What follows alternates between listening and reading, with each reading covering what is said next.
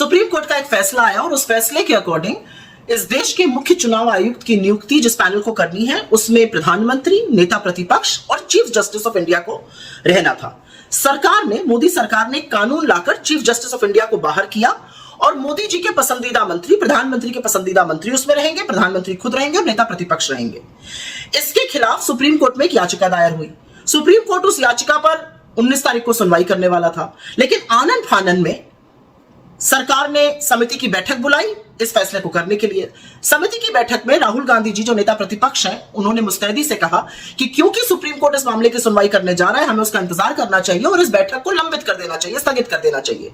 लेकिन उनके सुझाव को नरेंद्र मोदी और अमित शाह ने खारिज कर दिया और आधी रात को ज्ञानेश कुमार को इस देश का मुख्य चुनाव आयुक्त नियुक्त कर दिया गया। डिसेंट नोट नेता प्रतिपक्ष राहुल गांधी जी ने इसमें दिया था। सब जानते हैं ज्ञानेश कुमार जी अमित शाह जी के बड़े पसंदीदा नौकरशाह रहे हैं। सवाल एक है, असल में सवाल दो हैं, और सवाल यह है कि ऐसी क्या जल्दी थी? अगर सुप्रीम कोर्ट इस मामले को सुन रहा था तो उसकी सुनवाई हो जाने देते, फिर नियुक्ति करते। ऐसी क्या दिक्कत थी चीफ जस्टिस ऑफ इंडिया के रहते हुए कि उनको निकालकर मंत्री को एक डाला गया, जिससे कि फैसला 2:1 रहे, जो सरकार चाहेगी उसी की नियुक्ति होगी। और तीसरी सबसे बड़ी बात यह है कि chief justice of India CBI director की नियुक्ति वाले पैनल में रहेगा, लेकिन चीफ इलेक्शन कमीशन या इलेक्शन कमीशन के पैनल में नहीं रहेगा।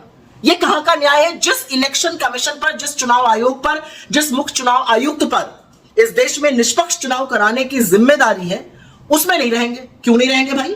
इससे क्या आपको कुछ अटपटा सा, अजीब सा नहीं लगता है? मुझे तो लगता है।